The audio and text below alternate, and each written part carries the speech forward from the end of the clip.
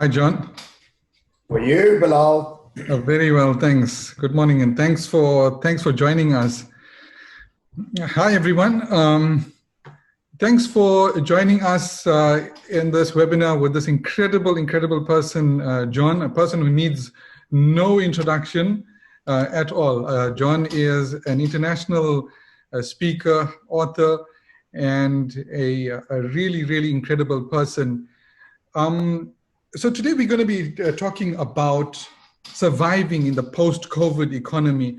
And, I heard John mention in an interview recently that it sounded funny, but it's so true in so many ways, that 2030 came 10 years too early. And that's actually the issue right now. And it's a weird scenario in human history, because for the first time ever, one of the proponents, one of the catalysts for technology adoption was not industry or some new invention. It was a virus, and not even a computer virus, but a human virus. So, it's such an unprecedented time in human history, and it kind of, caught us all off guard. But I think there's one thing that we can all agree to, and that is that this level of technology adoption was on its way. All that the virus did was to actually just play the role of catalyst. So the question that's on everybody's mind at this stage is how do we prepare for this post-COVID economy? What is the world going to look like? And whether you are a business person or a student or a career seeker, what is the future going to look like, and how can we prepare? And I mean, who better to advise us than a person like John, whose livelihood it is, whose profession it is, just talking to us about the future. So we're really fortunate, John. We're very grateful and really fortunate to have you on board this morning. Thank you so much, Bilal. Thank you for the warm welcome, and hello, everybody. Wonderful to be here. I must just give one caveat quickly. Nobody knows what the future is going to look like, including me and anybody and everybody around me. If anybody does claim they know what it looks like, I think they're lying, because there are so many different dominoes that we are still waiting to feel, from a personal place, from a relationship place, from a societal place, from a socio-economic place. There just seems to be many different variables right now that are up in the air. But I also think we need to realize that we work in seasons, as in the whole global family goes through a process of spring, summer, autumn, and winter.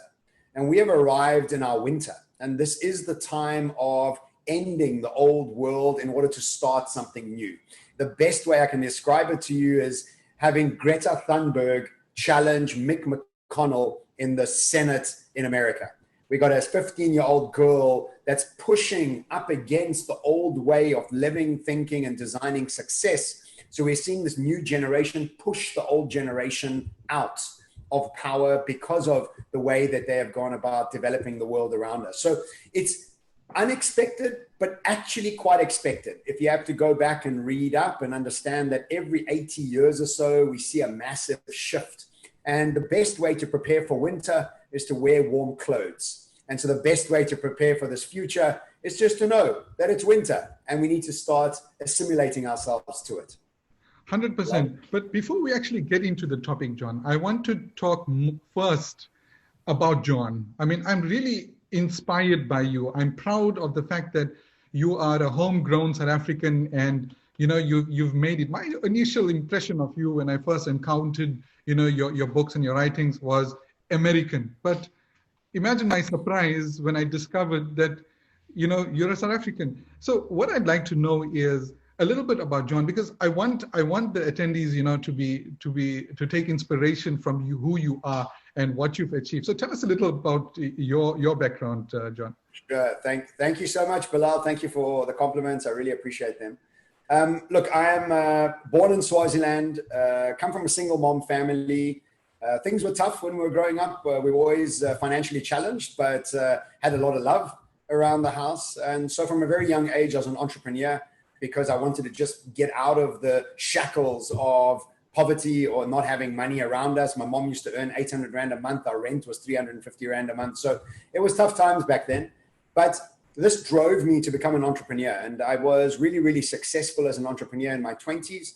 And then I became bankrupt when I was 32 years old. And that was a shock to my system. And if you can imagine any guy that relates his life to the cars, businesses, houses, and watches that he has on him, and when that all gets taken away, you have to readjust who you are, rediscover what you're about. And this got me into the process of really diving deep into psychology and understanding what had happened in my life.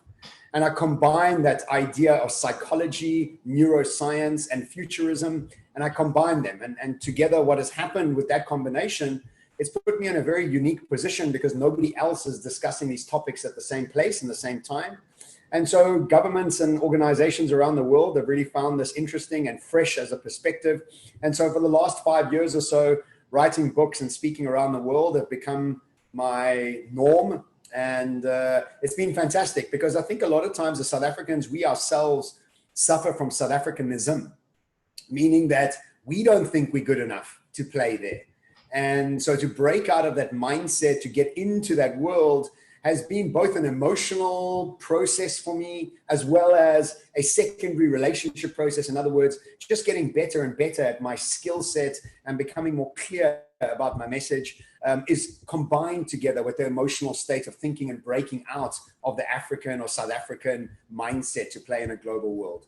I think the South Africanism, shall I call it a complex, that is something that we all have. And I think, I've been told a number of times, because my business, IT Varsity, is online, I've been told, don't even bother to play in the American space because you won't survive. But obviously you've broken that barrier to an extent.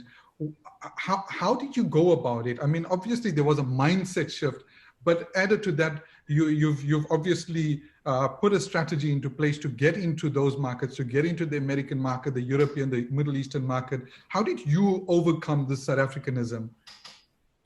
Great question. And you know what happened? I watched the first Singularity Summit in South Africa. And I've always been a fan of Singularity University in San Francisco. I've always followed their work.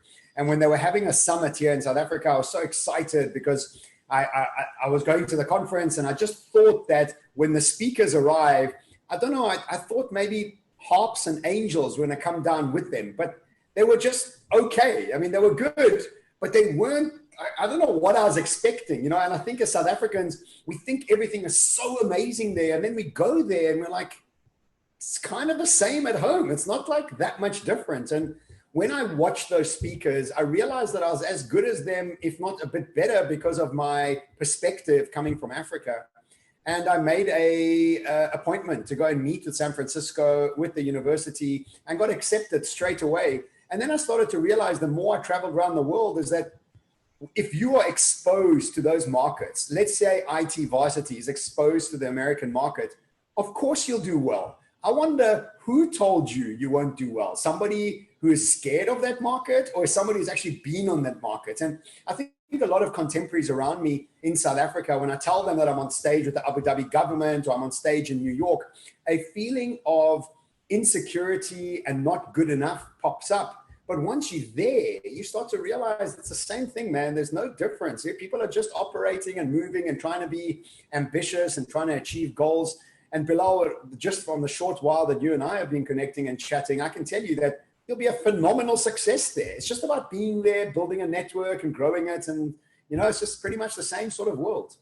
Well, thanks. I appreciate that. So I think, the fact that you identified the Singularity guys and then you went out to meet them, I think the fact that you took that step, you didn't hold back that mindset that you had, that I'm as good as, if not better than that. I think a lot of young South Africans, and it's not just, me or you, I think there's a lot of South Africans that could do so well on the global stage, but need that little push, or they need to give themselves that little push.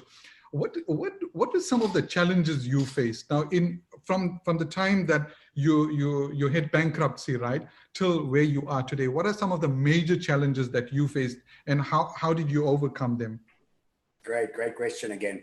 So look, I think the most important thing we need to realize is if you are going to play in a global market, you have to realize that it's just much more crowded. And so your voice has to be a lot more unique. You can't just be going in there regurgitating what other people are saying or sounding like somebody else. So your unique and authentic voice becomes key. But let's talk about the real thing that gets you to contain the success, to even think you're worthy of the success. I call them the difference between the primary relationships and the secondary relationships. And so what we have in our lives are these private relationships or primary relationships that are private. These are the relationships you have with money, with power, with sexuality, with our bodies, with intimate relationships, with friendships, with governmental structures. And all of these are just very secretive, all just discussed within ourselves and our own minds.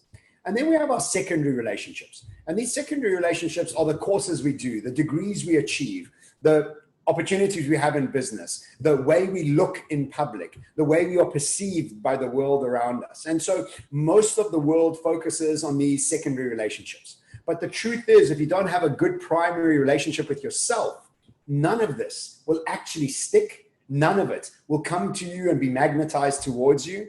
And so you have to realize you have to develop a keen level of self-respect, self-love, self-acceptance, self-forgiveness, so that you can actually enjoy who you are. And with that as a base, then move on to build the unique voice that the world wants to hear from you. You see, God has gifted all of us with genius. Every single human being has a pocket of genius. The gateway to that genius is curiosity. And when you dive deeper and deeper into your curiosity, you develop and access this genius, but make sure that you have the container of your primary relationships in place so that you are able to contain the success that you're looking for. Because a lot of the times people want success, but they're not ready to actually hold all that success. Because remember, the very first time I got booked for a very, very big job, the numbers that they were offering me were so big that in an emotional state, I had to get up on stage and firstly think I was worthy of it, and to deliver on that number, because that was heavy pressure for me. And so we have to realize that our internal dialogue, our relationship with ourselves is really of utmost importance before any success can come into fruition. I read something amazing the other day. It said, you'll never be lonely if you like the person you're with. And that's exactly it. You really got to have a great relationship with yourself, and that becomes the projection into the rest of the world, and to carry your light brighter than anybody else. And then success comes to you. Fantastic. I mean, there's so much depth in what you are saying. I mean, just the part about liking the person you are and the kind of things you say to yourself. You know, we all go through those phases. I mean, from the starter to the seasoned entrepreneur, we all go through those moments of doubt. We have these internal debates, and you know, it's nothing new and unusual. It's not like the high flyers don't experience that. And I'm glad that you've mentioned that. Now, what advice would you give a young South African that's just about starting out right now? Look, the world we're moving into is a complex one. The world we come from is a complicated one. And there's a vast difference of who is going to thrive in a complex world compared to who is going to thrive in a complicated one. We have to realize that the linear world of the industrial revolution of efficiency, productivity, and profitability has come to an end. Mm-hmm. And because in a complicated world, what you have is very complicated patterns that repeat themselves. And because of this repetition, you're able to utilize mathematics, automation to work yourself out of it. Now, so what happens in a complicated world? You go to school, you get a degree, you get a job, and then you stay in that job for the rest of your life and continue to the end, like our parents did. But today, what we are seeing is a complex world, and a complex world also has very, very intricate patterns, but they are not repeated. Meaning that what you studied and who you were 2 years ago could become quite irrelevant over the next 2 to 5 years. And so whenever I speak, I lecture at a bunch of different universities, and here we are speaking for IT Varsity. And I always tell students, this is the beginning of you learning for the rest of your life. The degree or the diploma that you're getting right now from whichever institution you're in is only the beginning, because truth is that over the next 20 years or so, what they're predicting is that you'll have to unlearn and relearn a skill set every 2 to 3 years. And what that means is that, for example, all of us have now become Zoom pilots. Why? Because we have to. We had to learn a brand new skill. Now we all understand how to do breakout rooms, and there's a whole bunch of different things you can do on a Zoom call. But what we have to do as young South Africans and old South Africans and every human being is become robust in our expression of our skills and products. Let me explain. We live in a surplus society. In other words, the world has a surplus of so many different things. Think about the 4 banks in South Africa. They're all the same. What happens when you move one to the other? Nothing. They're all kind of the same. Think about the telcos. They're all kind of the same. There isn't much difference. So what has happened is that because the Industrial Revolution created the education system and university age system, what it did was it told us what roles we need to play in a society. So for the last 150 years, people have become doctors, accountants, lawyers, engineers, and all these sort of careers or degrees that were created as roles for us to play in society. But what's happened now is that we have millions of accountants, millions of lawyers, millions of doctors, millions of engineers. It's just millions and millions and millions and millions of people who are all doing the same similar courses. Nobody's stupid or lazy. It's just that everybody's now the same. Because if you don't like your job, guess what? There's 1,000 accountants waiting behind you. And now with COVID that everybody's working online, there's 1 million Indian accountants from India that work cheaper than you, better than you, faster than you, and will get the job done much better than you. So now what? Just because you got a degree in accounting doesn't mean anything. So we have to realize that the roles we played in society are shifting. And that's the real key. That complicated role-playing industrial revolution linear world is being replaced by a hyper-dynamic, multifaceted, multi-dynamic, complex world. And so the paradigm that we need to understand is that here, you're a forever learner. You're constantly redesigning, constantly adaptable, constantly agile. Here, you can study and carry on living, but that world is gone. So it's not just young South Africans, Bilal. It's everybody. It's you and me. It's our fathers. It's everybody that's out there that needs to redesign and become wiser. And last thing on this point, Alan Watts says, is a great philosopher. He says, the knowledgeable man has to learn something new every day, but the wise man has to unlearn something new every day. And it's in this unlearning of the old world that we get prepared and catalyze ourselves into the future. Deep, absolutely deep. You know, it's interesting you mentioned doctors, because in about a month from now, I'm speaking at a medical conference. And when they approached me, I says, well, you know, this is a medical conference, which is I typically suited to a doctor. What do you want, a technology guy? So, and the response was what we'd expect. It's that, you know, in this post-COVID world, we are seeing such big changes taking place in even the medical fraternity that we also need guidance. Where is our profession actually going in the future? And that's really quite interesting. John, I'm hanging on to every word you're saying. There's so much of depth. I don't think we're going to have the chance to unpack everything here. Obviously, there's your books, which I think I'm onto my second one of your books, which are really excellent. How do I, you know, delve deeper into your teachings? Have you got something else, you know, something more interactive?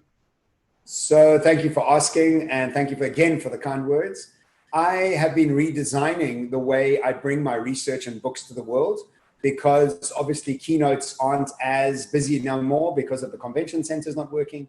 So I've developed a multitude of different things. Right now, what we're doing is something called the Future Preparedness Masterclass, where I take cohorts from around the world on a 5-day workshop. I call it a sprint strategy workshop. And what that means is that from Monday to Friday, from 8 a.m. to 9 a.m., what we do is we workshop 5 different topics just for 1 hour a day, so that it can imprint into your day and into your mind and into your subconscious. The first day, we work on something called perspective management. In other words, we want to understand what creates your perspective and realize that the way you perceive the future is how you prepare for it. And the way your perspective is created is based on the stories and memories that you are holding on to. And most stories and memories are just subjective things that we've decided to hold on to, actually not even real. The second day is the future of work and the future of business, talking about the difference between complicated and complex, and then workshopping the understanding of how your products and services could be more relevant in a complex world. Day 3 is the future of the consumer and how the consumer is changing and what they'll be prioritizing post-COVID-19. Day 4 is called emotional management. We all realize that certain things come very easy to us and other things come very hard. They don't actually come to us. And the reason is because of our emotional management towards that thing that's not coming to us. So I break down the emotional state that you can bring about more money, more relationships, and more opportunities into your life. And lastly, we work on something called first principles, where we design your life based on the end in mind and then work backwards. And so it's a 5-day process called Future Preparedness Masterclass. Actually, starting on Monday is the next one, but I do them once a month. And I bring about 20 or 30 people from around the world, and we do a fantastic sort of week together. Fantastic. I think I'd definitely like to sign up for one of those. I'm seeing a recurring theme in your speaking, in your writing, and in the masterclass that you just mentioned. And that is, you know, the camera it seems to be turned on the person, not so much on the technology or the changing trends. So the sense I'm getting from this is that your emphasis is on getting people prepared for the future from an emotional and an intellectual perspective. Am I right in saying that? Yeah, great point. Because, you know, for the very first sort of year or two of my work as a futurist, what I did was I categorized and contextualized the future in a way to give decision makers more courage and more clarity, right? So that's kind of what a futurist should do and does do. But what would happen is I'd go back to that same company a year later and absolutely nothing had changed. And the reason is that it wasn't about them not knowing about the future. It was their inability to change their behavior.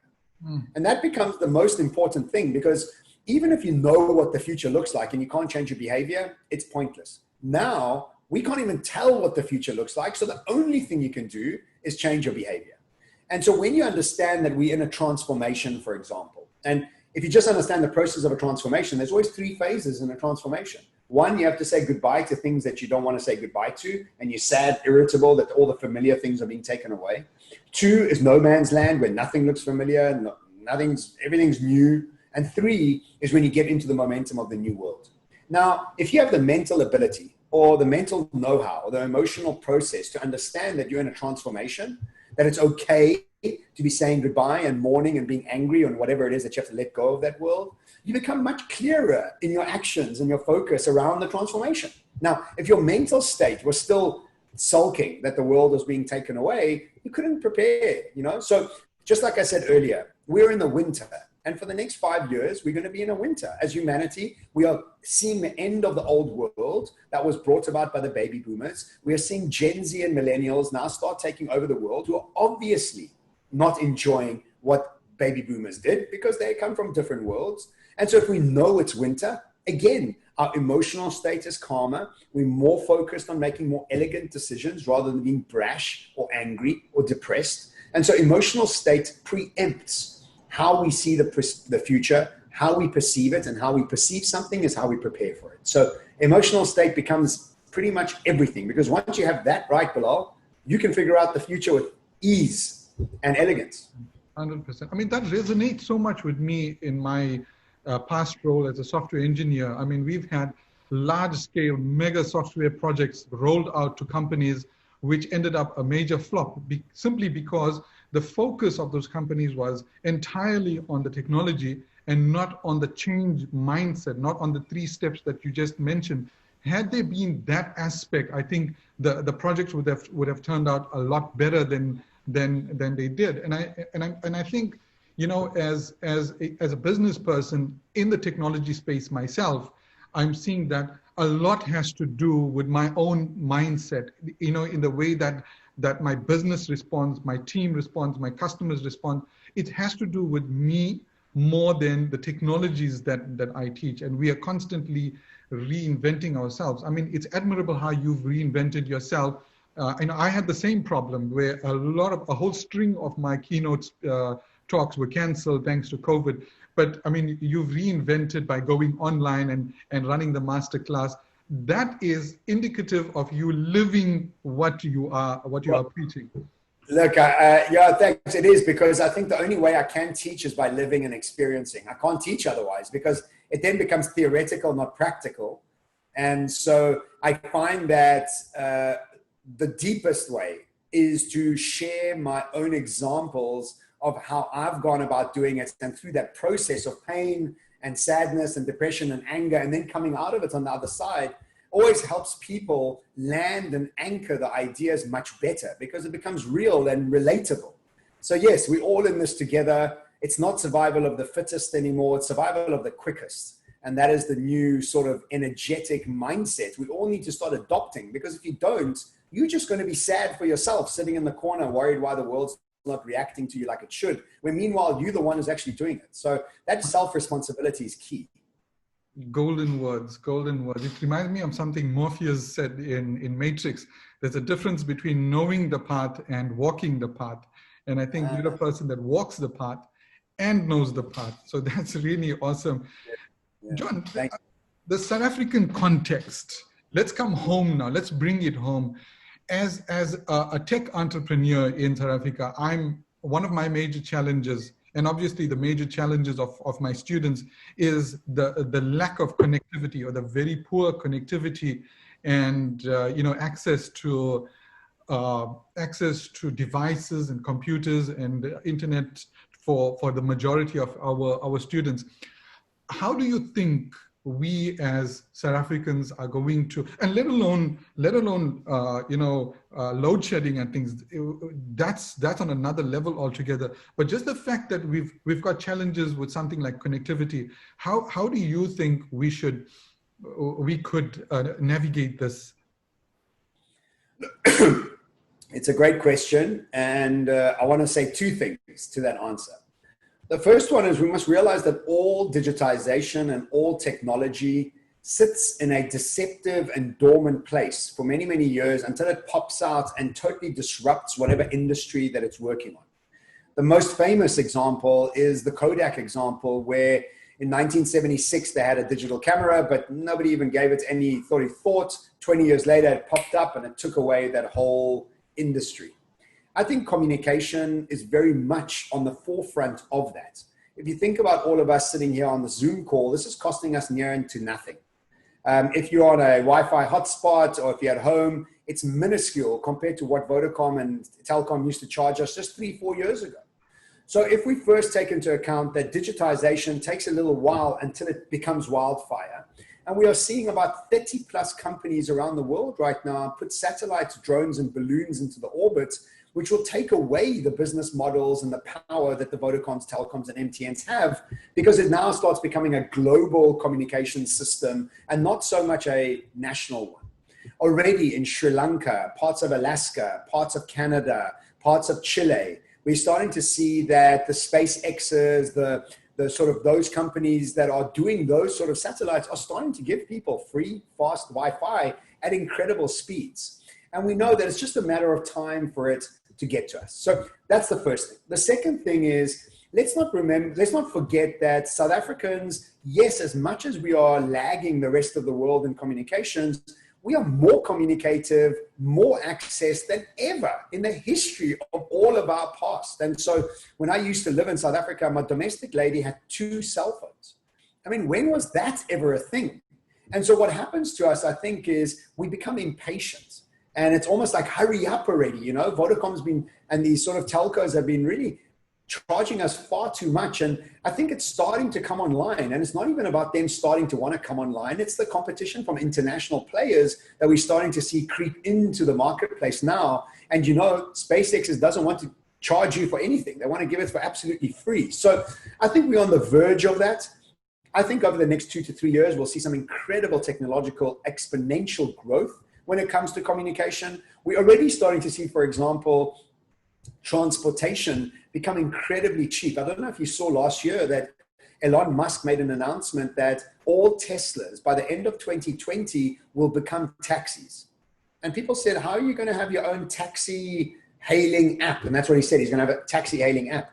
And he said, well, we're going to have our own taxi hailing app, and Uber and Lyft in America charge between $2 and $3 a mile, depending on fluctuations. Tesla will be charging 18 cents a mile. Now, Wow. you understand that 18 cents a mile means you have automated drivers, it's all electric. All of a sudden, that business model of the petrol car with the driver driving at $3 a mile compared to 18 cents a mile happened like this. I mean, by the time next year and the next 2-3 years come out, that whole industry is going to be disrupted. Communication is the same. Energy is the same. So yes, it is taking longer than we expected, but as human beings, whenever we ever being patient, but also if we zoom out a bit, we'll see that we are more connected than ever. And over the next 2 to 3 years, we'll see a massive exponential rise in this comms. I think our telcos are going. They are still in that mindset that, you know, we are playing in the South African space. We are not playing in the global space. But I think when that global wave comes and hits them, I mean, I did read about you know, the SpaceX internet satellites. All they have to do is deploy a couple over South Africa of those satellites, and our telcos are wiped out because free super fast internet, and my street here, I can't even get a fiber internet, you know, that's crazy. So I think it comes back to that mindset. The telcos are still sitting in that mindset that we are playing in the South African space. We've got nothing to do with what's happening around the world. There's still that walled in siloed mentality that they have. And, you know, like with so many other things, I mean, look at Netflix and how it's hammering our local TV stations. It's going to happen. It's going to happen very, very fast. So fast, in fact, that, you know, I think they won't see what hit them. I don't know if they're preparing for it, but, you know, I'm thinking, hearing from listening to what you are saying, I think we as individuals, we can prepare ourselves and our businesses for that global mindset, because whether we like it or not, we are all playing in the global space right now, which brings me to... Yeah, look, I was going to say when you said as South Africans, and I wanted to change what you said as global citizens.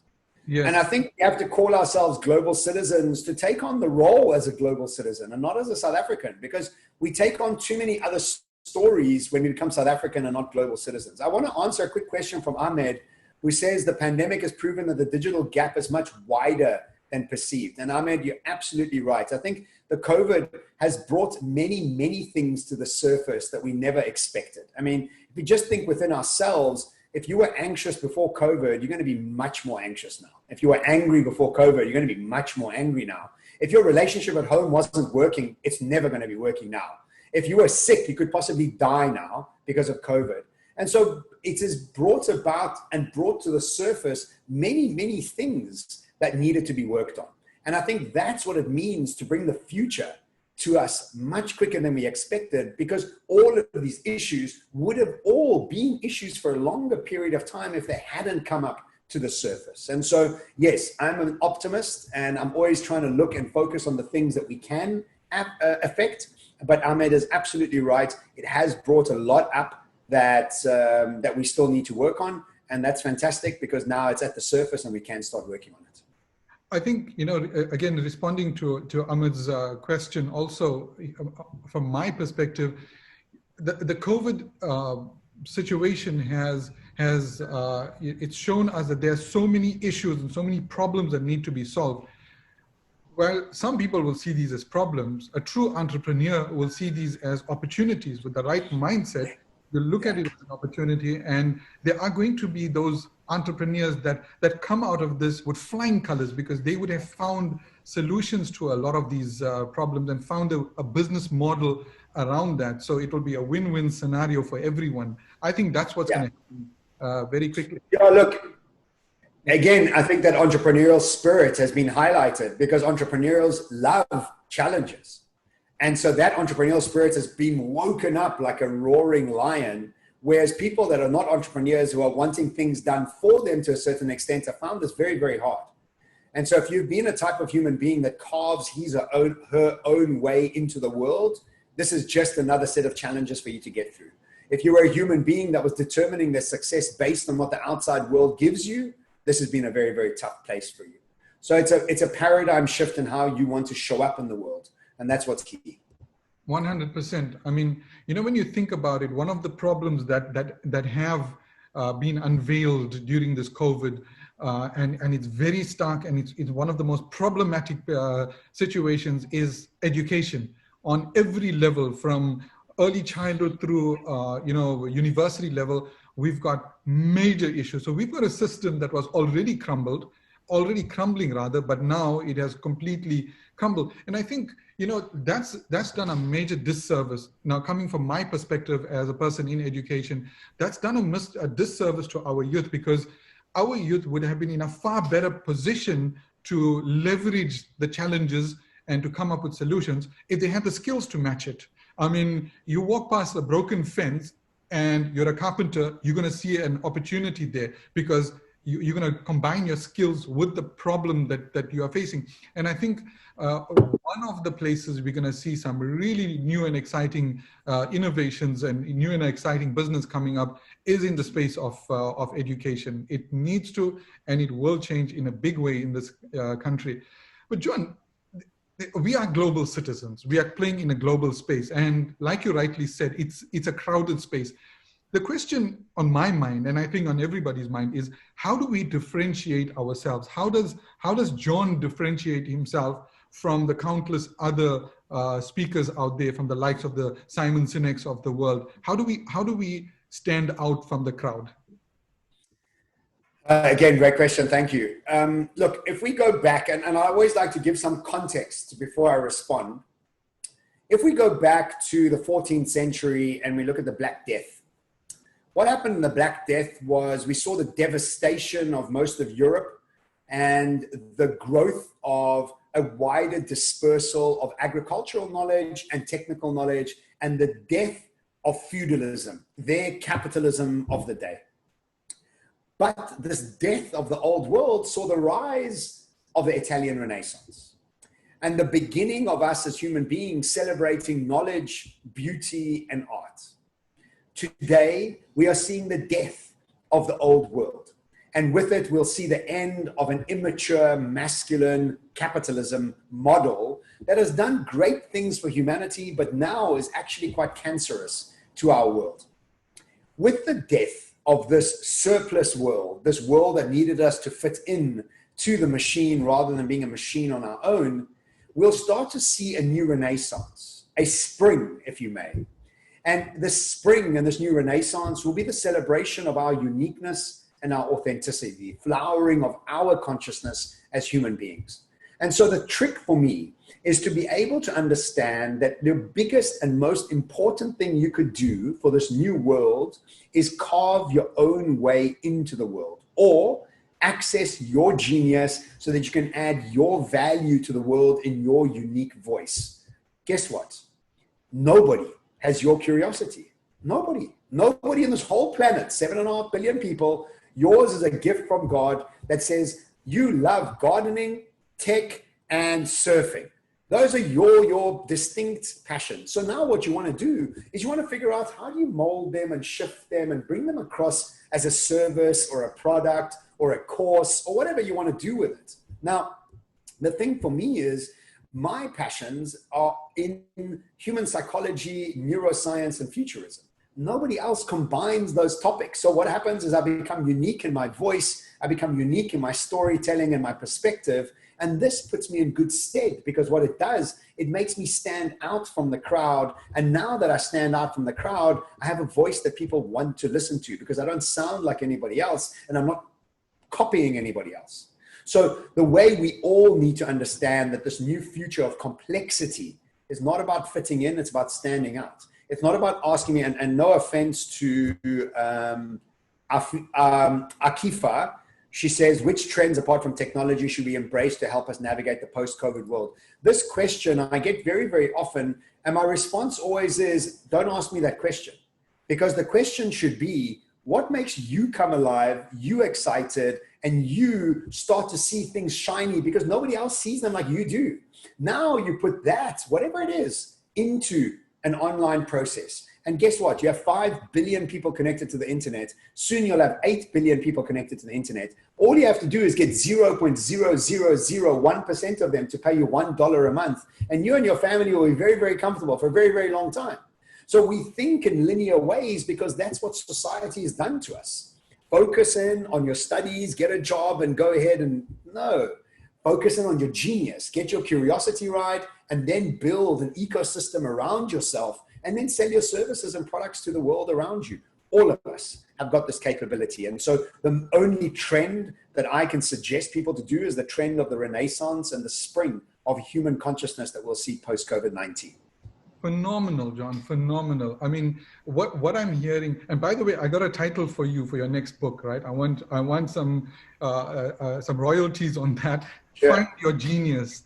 Find your genius. Yes. What a beautiful way to put it. Find your own genius. What the world wants is authentic you. They don't want the Instagram version of you. They want the real you. They want to see your personality in no matter what profession you are. So if you're a doctor, they want to. I think the world, from what I'm hearing, what I'm gathering from what you're saying, is the world has, where we thought it's going to go with technology, where it's going to be a hyper-connected, hyper-digital, artificial intelligence driven world. We're actually going into a completely different direction. We're going into a more people-centric world. We're going into a less automated, more customized world. That's the way I'm seeing it. So you're absolutely right. I call it the world of high tech and high touch. You need both, because we always used to think that high tech would solve all our problems, but now we're starting to see as human beings, we're desperate for connection. We're desperate for feeling each other and holding each other and being in communion with each other in different places. And so we don't want to let go of the automation. We don't want to let go of Google Maps that makes things easier and simpler for us. We don't want to let go of Spotify because it gives us access to so many new songs that we've never heard of. But we also want to engage with human beings because it's human nature.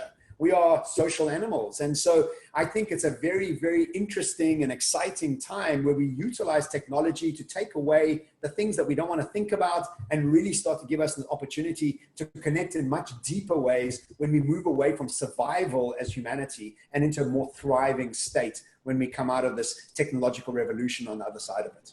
So, 100, this is a very personal type of question, right? Now, at ID Varsity, obviously, we are teaching learners, we are mentoring them, we're trying to set them on their way. And during this moment of survival, how do we find time to build communities, to assist others, to make the world a better place? How would you recommend that we do this? And more importantly, in this broken world, what message do we give our students so that they feel a glimmer of hope that we can make it despite the challenges? Okay, so there's a couple questions in there. So I'll start off with one, community. And the concept of community is an interesting one. I was researching some of the happiest countries in the world, and Denmark came up as one of the happiest. And Denmark has the highest number of people belonging to interest groups.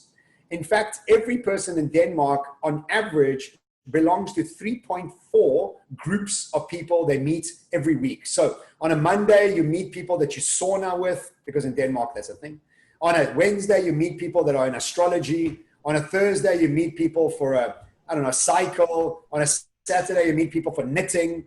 And so what happens is that you realize that actually at the basis of humanity's happiness is community, is spending time with people with common interests as yourself. Putting yourself out there to be able to do that becomes a very, very important thing. There was a very famous TED talk where they tracked these few people throughout their lives, and the ones that were the happiest were the ones with the best relationships and the tightest communities. So whether we are in real life or in a digital life, the thing is to try and find people with common interests with you so that you can spend even half an hour once a week together, focusing on these interests and just chatting about them. So community is really important. And I think the future of us in a post-COVID world will start looking at belonging to more membership type groups so that we can create more bonds between us.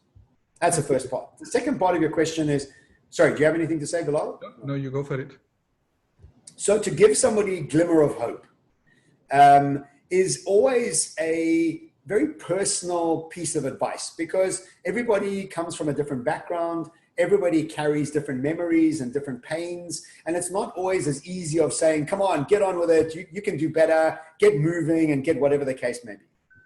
The thing for me is that every single human being is made up of memories. Everybody on this call and all 7.5 billion of us perceive our future and who we are and how we fit into the world based on our memories. And what they've now proven is that 50% of our memories are false. Now, if I would even go a step further, is that all of our memories are false. Because who says your memory of whatever happened last week is true? It's only true to you based on your perspectives and based on your past memories. And so what we have to realize is not worry about which memories are true or false, but which memories make you happy and which memories make you sad, which memories catalyze you into energy and which memories make you angry. And so we have to realize that the responsibility to change our memories becomes the biggest catalyst for hope. Because what happens to us in our subconscious mind is we create these memories, we hold on to them, and we believe that they're the truth. And so what happens for the rest of our lives, we live out the projection of our memories. I'll give you one example for me. I come from a single mom family. My father, unfortunately, was a violent man, and we had a very tough upbringing with him around us. When we eventually ran away from him, I spent the next 30 years of my life hating my father because of what he had done to the family and what he had done to my mom. And so it was a very, very difficult time. It was 30, we left at 8, so at 40 years old, I became aware of this opportunity to change my memories. And it was a very weird thing to think about, because how do you go about changing your memories for the rest of your life? I mean, for your whole life, where you've been holding on to the fact that my dad was a terrible person. But at 40 years old, I started to realize that my father came from a violent family. I realized at 40 years old that my father in his generation was never given the opportunity to emotionally heal himself. He didn't know how to heal himself. There wasn't the tools. And he never had the chutzpah to want to go and heal himself. So I was unfortunately a recipient of his lack of unhealing. He hadn't healed himself. And so at 40 years old, when I saw him with empathetic eyes rather than with angry eyes, I changed my memories of him. And for the longest time, I would have abusive alpha males in my life that I did business with, or I just engaged with, and abusive emotionally, not physically. And why? Because my memory of men was that they would be abusive. And because I held on to that memory, I then would expect all men to be abusive in my life. And so what happened was I kept attracting abusive men, because that's what my subconscious was telling me to do. So if you want hope, if you want inspiration, the best place to start are your memories. Because the minute you switch your memories and you become thankful to the people that you perceive that had hurt you, you now are catalyzed into hope and into inspiration. That's incredible. It's just, a change of perspective, and suddenly every memory is different. Just given that bit of information, and I really appreciate that you sharing such a personal memory with us. I really appreciate that. But it says a lot, and it's something for us also, that every thing that happens to us, there are different perspectives. So I can take either the victim role of it, or I can take the opportunist role, for lack of a better word, and take advantage of it. Now, I want to come back to what you said earlier. And by the way, for the attendees, please go ahead and ask your questions in the chat. I'm not going to open up the microphones because it gets really unmanageable, but you're free to ask your questions in the chat. In the meantime, John, you mentioned happiness based on the connections that we have with people. Unfortunately, for the past century, or I don't know how much longer, we've been measuring happiness in terms of what I have, in terms of ownership, in terms of having money in the bank and properties and cars and things. Obviously, that's not the case. And I think we know that, because if that was happiness, then we wouldn't have so many extremely wealthy and famous people that are so unhappy they get into drugs and they get into committing suicide and things. How are we going to define happiness from now going forward? What is the benchmark for happiness other than just connections?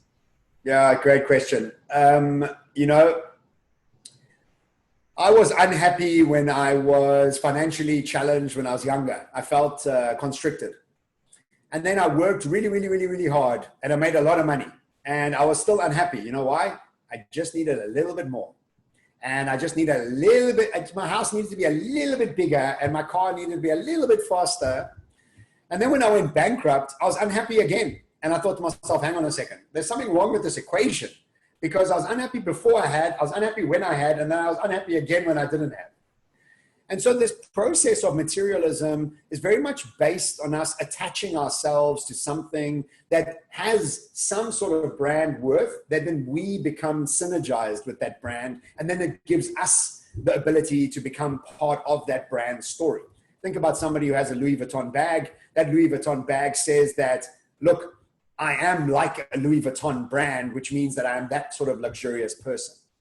Unfortunately, what we're starting to realize now through this COVID-19 is that the very essence of self-actualization and the understanding of who we want to be and what we want to be was turned upside down, because the Maslow hierarchy of needs before COVID-19 was a pyramid that went upwards with self-actualization at the top. But the minute COVID-19 happened, it turned upside down, because the first thing you became worried about was your physiological health, your emotional well-being, your family around you, which was the last thing that you're worried about because those things were obvious. Now what we see is the turning of the Maslow hierarchy of needs. And we're going to see a massive change in the understanding of luxury post-COVID-19. Now, before I tell you about that, let's just think about how the baby boomers were affected so deeply by the war that for the rest of their lives, they were motivated by two emotions, safety and security. They lived in jobs that they hated for 25 years because it was safe. They didn't want to go through that process they had with war because they didn't have that lack. So here we are, COVID-19, and now all of a sudden, the idea of luxury is changing right in front of our eyes, because people that used to buy luxurious brands are made up of two sets of people. You have the affluent people that buy luxury brands, and you have the upper middle class that buy luxury brands. The upper middle class all of a sudden have realized that their 18 Louis Vuitton bags and 55 pair of Adidas trainers in their cupboards are useless and actually a waste of time and actually quite of bad taste. And now, because they're starting to prioritize physiological well-being and emotional well-being and financial well-being, they don't want to go through something again like COVID-19 did to them. So we will see the very essence of luxury start to change away from a destination of a purchase to the journey of living a life based on financial well-being, emotional well-being, and physical well-being. So that's just on the consumer side. But we must also remember that it's very difficult to be a emerging market consumer. And South Africa is mixed between an emerging market and a less affluent market. And this market here is the same as China, same as India, same as Dubai, where just one generation ago, their parents didn't have cars, didn't have big screen TVs, didn't have any of these things that we've been told looks like success. So there's been a generation of brainwashing that says, look, success looks like a BMW, and if you don't have one, you're not successful. So we must also be kind and patient to the world that's only starting to enjoy those luxuries. But we also have 30% of the human population that are in a mature awareness market who are underpinned by a mega trend called guilt-free consumption. And guilt-free consumption is this idea that consumerism is of bad taste. These people that live in these markets ride bicycles, eat vegan clothes, wear vegan clothes, eat vegan food, wear normcore fashion, which is very simple fashion. So they've got money, but they're expressing success in a different way. This will start becoming the norm as we start moving into a digital world more and more, as we move away from consumer centricity to planet centricity. And so this is the shift that we're starting to see around us. But I am very, very patient with people that still want to buy those things, because I remember, because I came from a poor background, I couldn't wait to have an M3. I mean, there was 20 years of dreaming about an M3. Now you're telling me I can't have it? That doesn't make sense to me. But this will slowly change, because after I had my third M3, I haven't had a car for 4 years now. I ride a bicycle because it's not important to me anymore. So we have to allow people to emotionally enjoy them and grow from them and look at adding value to the world as the number one type of luxury. Fantastic. I mean, I think I'm seeing that more and more, especially in the younger generations. You know, this rampant consumerism it doesn't appeal to them any longer. There's a lot of them. There's an emerging trend where people value freedom to travel, to work from anywhere in the world, to live simple. I mean, there's this whole movement around minimalism. Yeah, that's taking place globally. And, it's really encouraging that there are so many young people that are gravitating towards that. And it's going to give rise to a whole new generation of people who move away. As you said earlier, the days of capitalism are coming to an end. And I think these are going to be the pioneers of this new generation of entrepreneurs who are going to be socially responsible, who are going to be responsible to the environment. I mean, we've hammered this planet, right? We've caused so much of damage, and now, sorry. The dumbest virus in the world, the stupidest virus in the world keeps its host alive so it can keep feeding off its host. Mm-hmm. And here we are, the most intelligent animals in the world, killing our host for the reason of what? To have another bag, to have a ring a bell in the New York Stock Exchange. I mean, it's absolutely ludicrous to want to think about it. And this is exactly why there's such a massive shift, is because the younger generation are saying enough of your greed, enough of your need for recognition. Because remember something, and the reason I use that example of my father is that many men from that generation were never given the opportunity to emotionally wake up. They just weren't given it. It was something that, our fathers never given saying, look, so how do you feel, Robert? There was none of that. It was like, go work, put some money in the bank, put food on the table, clap the kids when you get home and the mom couldn't do it. Whatever the case was, the roles didn't define men like that. So guess who's in power around the world? Boys in men's bodies. Why?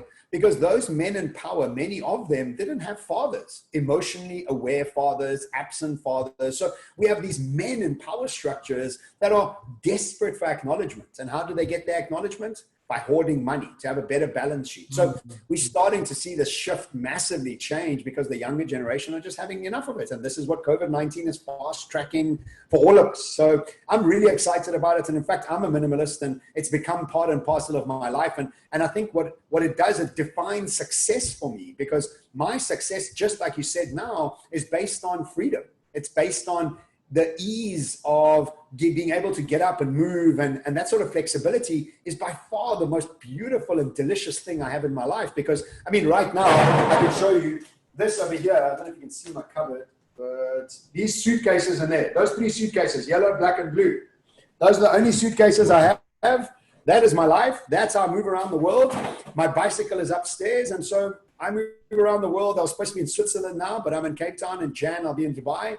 For me, that nomadic life, that ability to move around, is delicious, man. It's just one of the most fantastic things. I don't own any property. I don't own any cars. It's just, my money is in cash and in stock, and that's it. So I like to think that I'm living out this new type of citizen as well, so that I can utilize it to inspire others to live a more carbon-free life. Incredible, John. Incredible. I'm learning so much. And I think we got to vote for you as president. So I think you should consider politics. No. I'm not keen. Thank you. There's one question that keeps coming up here from Larina. She says, given your life experiences now, what advice would you give yourself as a younger John? She's posted that twice. So let me just get to that quickly.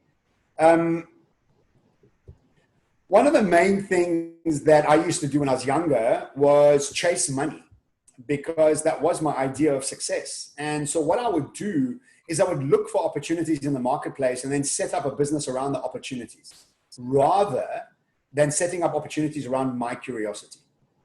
I was always letting the world dictate to me what I should do, rather than me dictate to the world and carve my own piece out into the world. So my advice to my younger self is, everything you should focus on is accessing your genius. That's it.